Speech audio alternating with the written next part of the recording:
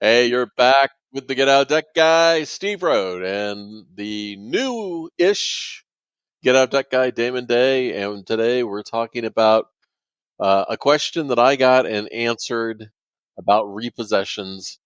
And it's funny, Damon, somebody can ask you a pretty simple question, and all of a sudden it exposes the complexities of needing good debt help. Now, the question was, this guy had a car. It was a used car. The warranty had run out on it, and his transmission was having issues. And he wanted to know if he should uh, turn the car in and buy a new car, have it voluntarily repossessed. And he said that he talked to the dealer and they were of no help. He wondered if he should talk to his lender. He should talk to the guy that calls and says, "Hey, I've been trying to reach you about your car's warranty." The extended warranty. Yeah. Well, the interesting thing about this situation is you or myself can provide all the advice in the world for a reader question. But the reality is that these situations are just much more complex than a textbook answer because they never take into account the complexities of people's individual lives. And this is what makes me laugh, Damon.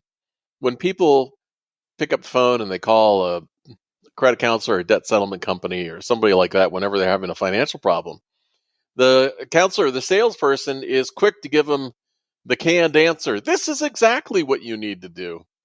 But, oh my God, in all my years, every situation is different. How about you? Yes. Well, thank you for joining us today on Doctor, I concur. Well, let's talk about that. Okay. Just giving Steve fits today. No, hey, nobody likes the repo man. But you gave a pretty concise and good, well thought out answer in your video. You and I don't think ever give textbook answers to anything. I think people could agree with that. Now, there are times where a voluntary repo can make sense, but as you pointed out in your video, it should definitely not be the first thing you look at. Yeah, so the video Damon's talking about is over on YouTube. I have this channel called Old Guy Insights, where I answer questions from people on a wide variety of topics, not just money things. And Moving on. This guy's got like 12,000 subscribers in less like a month on this new channel. Well, today's I don't know. He hit the was, YouTube lottery. I don't know what he's doing over there, but holy moly, go check it out. Old Guy Insights. You'll probably yell at him like everybody else. Oh yeah, please feel free. Today's, I actually had somebody that yelled at me over the weekend in the comments, and they told me that what I was saying was not true and I should stop lying. And my response was, you should stop not fact checking. But was that your video on fact checking? No. Oh, is that why you did the video on fact checking? That is why I did the video. Yeah. But so, the question I answered today was all about should I buy a used car, which kind of falls into this in a bit. So, I thought what really struck me with that question that I was asked about the should I turn my car in, I haven't talked to the lender yet, is what's the downside of talking to the lender? I mean, if you're late, they already know you're late. If you're going to fall behind, they're going to know it soon. So I have had, in the past, when I was working with clients, I certainly have had my share of people who or I, on their behalf, talk to their lender and got a surprise response. I mean, probably one of the most surprising was I had a client where the lender, she was in a lease, and the lender allowed her to assign her lease to somebody else rather than fall behind on it, which I thought they never did. Especially post-COVID, lenders act very different now, I think, than they did pre-COVID. And Yeah. you kind of see it even when the when everything went to crap in '08. You saw that too. Like lenders adjust policies all the time. Yeah. Usually coinciding with how bad their books are looking. They tend to be like, our books are really ugly right now. Let's be nicer and be a little bit more flexible with people that are still trying to send us money. Well, I find that there are some basic rules if you're going to. The bottom line on the question about the repossession was don't be afraid of your lender. So Yeah. I kind of want to focus on that. They don't want to repo the car. No. And so here's the thing. If you're feeling intimidated or stressed or embarrassed about your situation and you're picking up the phone, please realize that you're going to be on edge. You might get somebody from the lender side who answers the phone, might not be very courteous, might be kind of rude or abrupt. Instead of yelling at them and getting upset and say they're not going to do anything, politely hang up the phone. Say goodbye. And I think that's the exception. What, people being rude? Having a rude customer service. Oh, I agree. But person. When you're on edge, yeah, even your interpretation might be off. Exactly. So don't be afraid to politely say goodbye and then call back later and get somebody else, especially with the big lenders. It's very unlikely you're going to get the same person twice. And you're going to get further by politely explaining the situation and asking for their help and cooperation. And what can you do? Because Damon, you've been the king of being able to get amazing things just by asking. I call it the Jerry Maguire approach. the help me, help you. Help you. Yeah, I mean that's what you're trying to do. Like, hey, look, Mr. Lender, I'm in a bad way, and you're in this with me, whether you want to be or not. So help me, help you. You can help me a little bit. I'll try to help you back by giving you some money, but I can't give you exactly what you want. But here's what I can give you. Yeah, right. Well, to take the Jerry Maguire thing a little bit further, they want to yell at you, "Show me the money." Yeah. Show me the money. So, also what I thought was really interesting about this question was the guy said that his transmission was having problems, and that's why he was going to give the car back and try to buy another car. Yeah. He owed $25,000 on this 4-year-old Impala that now had to buy the car back and try to buy $5,000 or less. It's a broken car.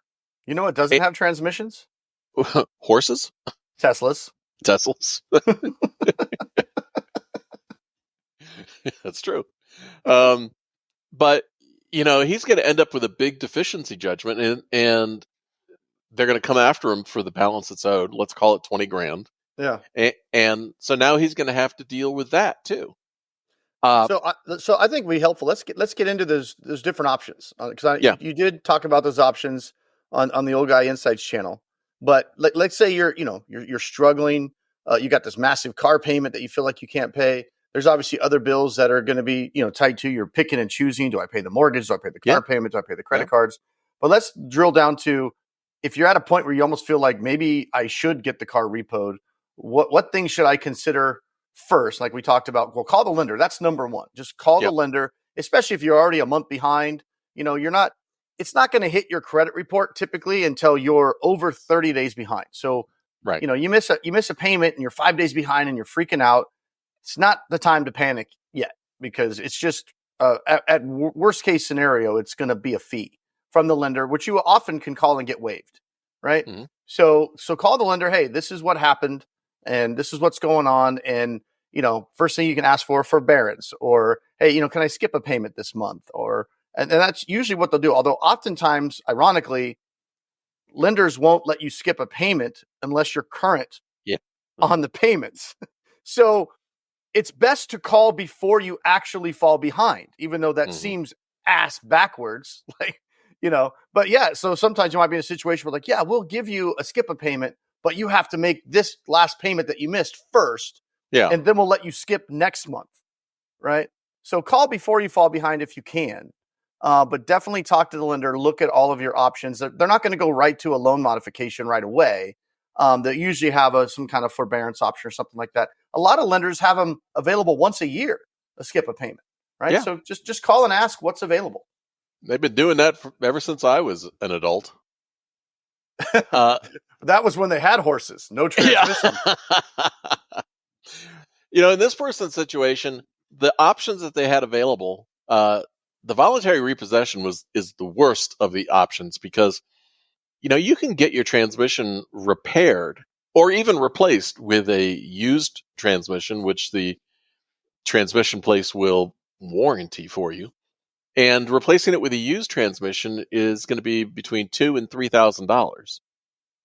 Yeah, but there are situations where you might have no credit left. You might already be maxed out on all your cards, and you just don't even though it's cheaper, you don't have $2,000 or $3,000. You have a broken car, and maybe you need that car to get to work. So there's times where it's just like it's not an option. They can't, maybe because of their credit, they cannot find any kind of financing. You want to go to the repair shop and they go, oh yeah, we offer financing. Well, they don't offer financing. They offer a pamphlet that you can call a bank, and the bank offers financing, not the actual repair shop. Right. So there are times where you just maybe are not in a situation where you can get that transmission fixed. Okay, so let's talk about this guy in this situation. If he lets the car go, escargot. So if he lets the car go, then let's say it's a $20,000 deficiency judgment, and he doesn't have the money. He doesn't have $2,000 or $3,000 to fix the transmission, and that's what a Chapter 7 bankruptcy might cost him up front if he's going to go do that. So what is your advice in this specific situation? What should he do first? Well, so he's already talked to the lender now, and the lender's like, tough luck, right? So sad, not going to do anything.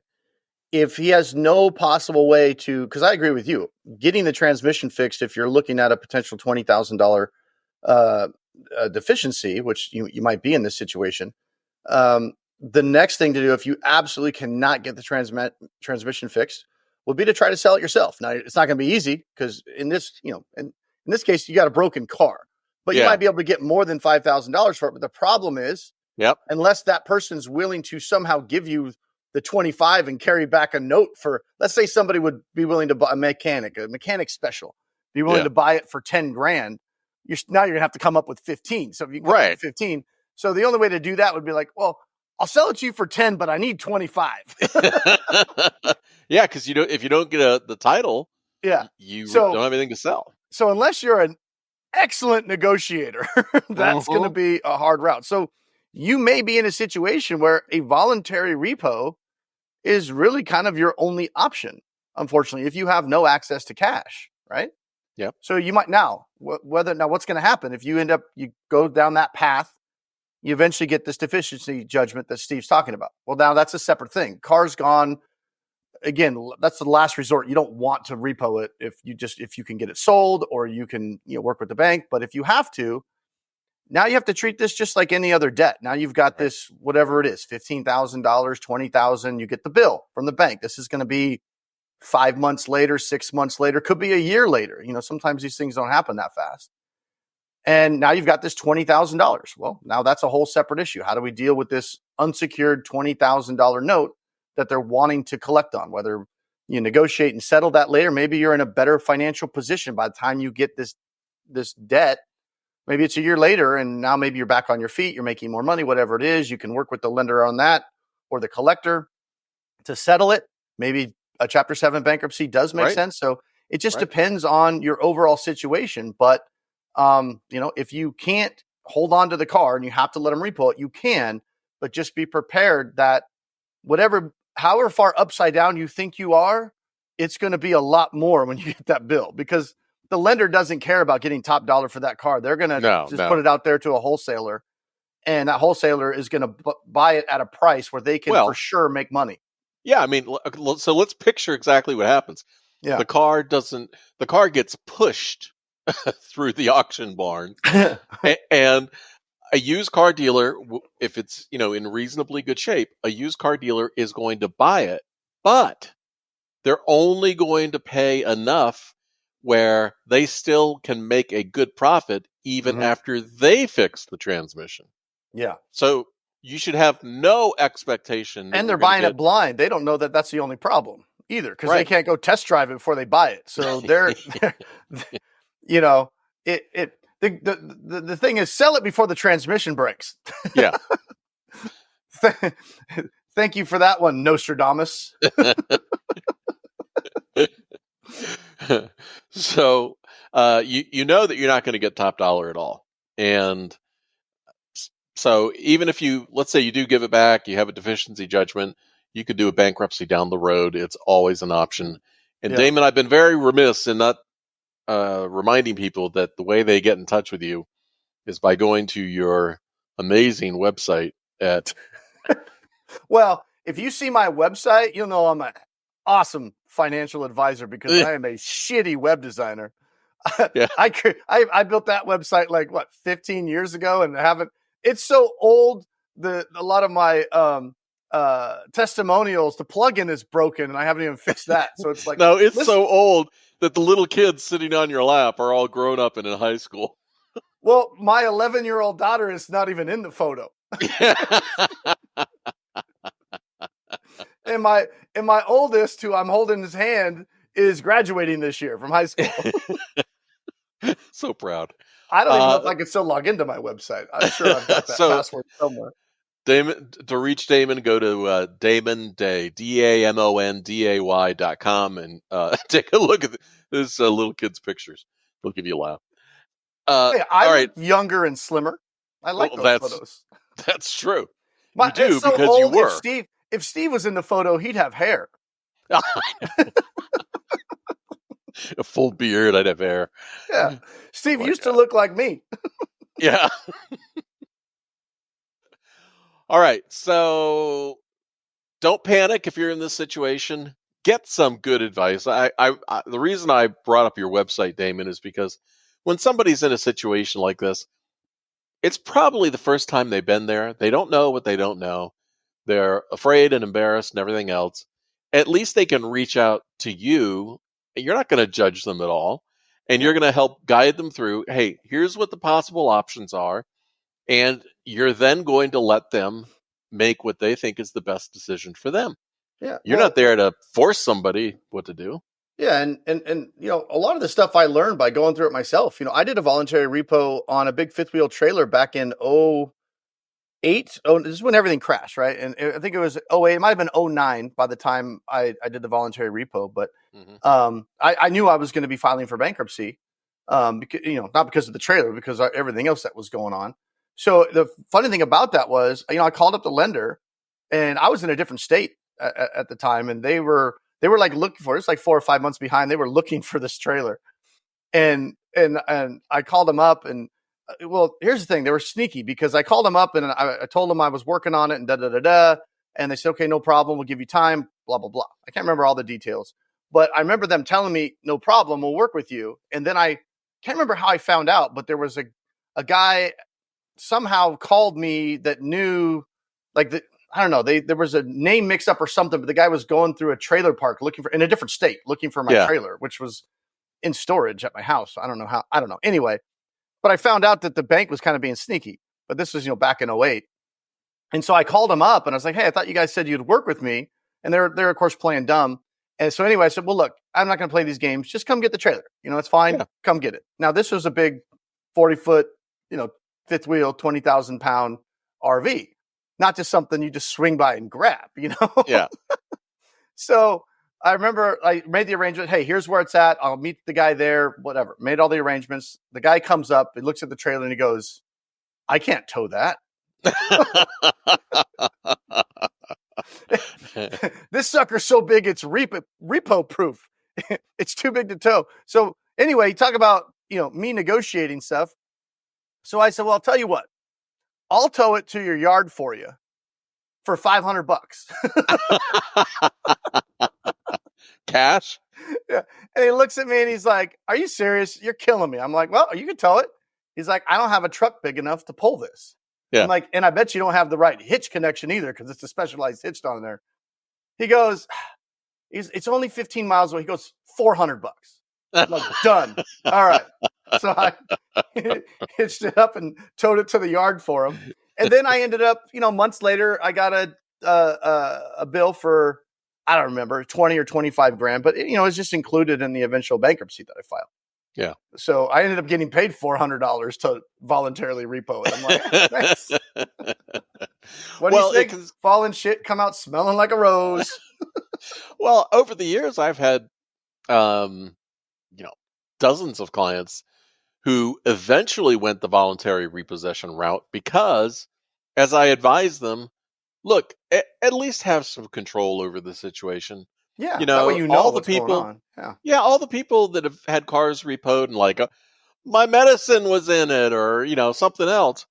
At least you're in control of the situation. Well, you watch those guys on the shows, chasing down the tow truck, like no. Yeah, or trying to drive their truck back off. Oh, the tow truck. Yeah, like, damage it and everything else. That's not making it better, bro.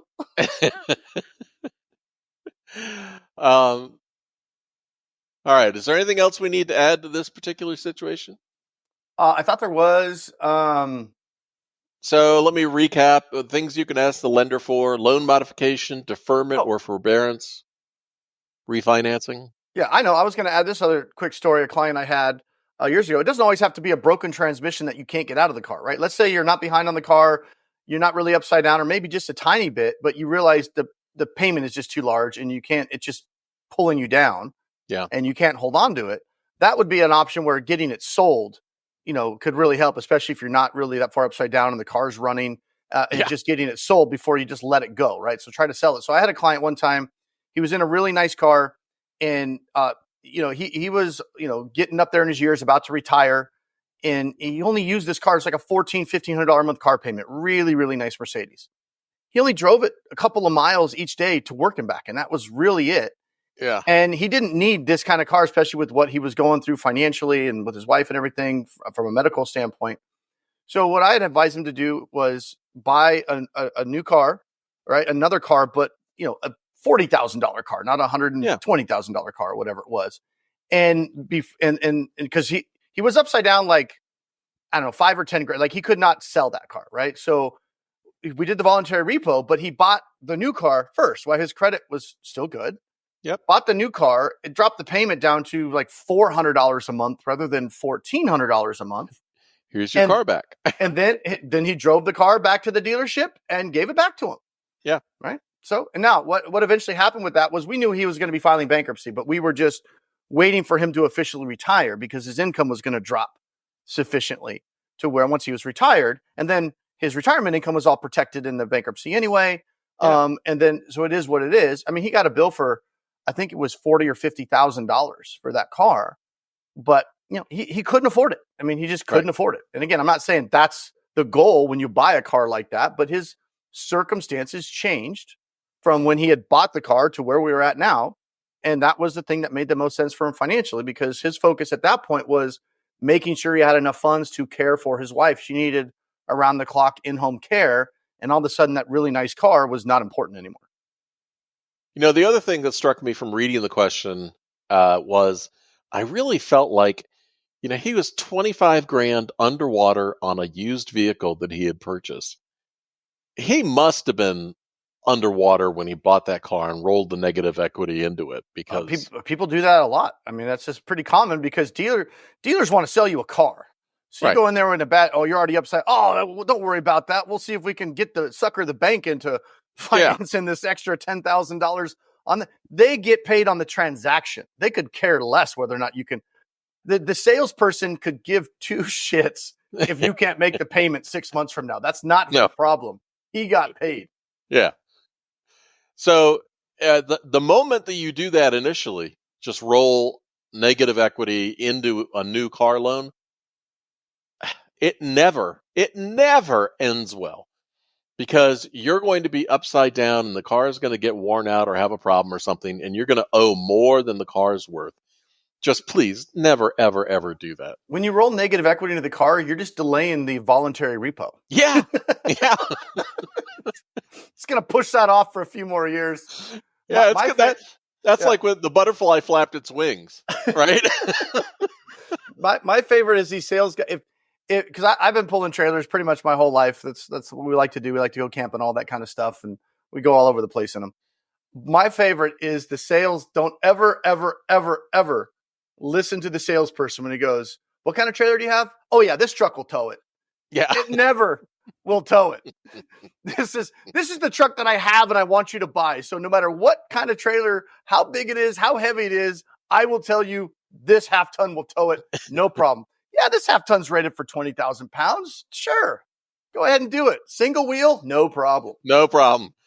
A little F-150, whatever those. What are those new ones called? He's okay. The mini Ford pickup trucks. I don't know. I don't play with toy trucks, Steve. All right, Damon. Unless there's anything else, until next time. See ya. If it ain't a dually, it ain't a truck. Peace.